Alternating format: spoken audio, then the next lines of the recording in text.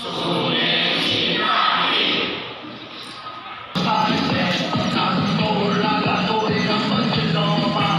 院员工举办的寒冬送暖、民思会好送春好的活动。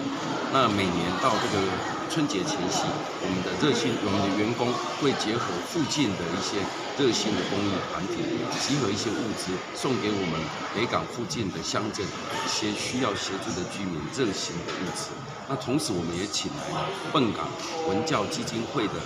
吴老师所带领的4位云林县的这个书法名家，写一些新春的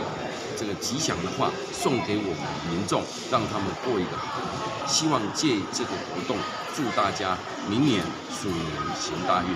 鸿鼠必发。这个活动是帮助弱势，我们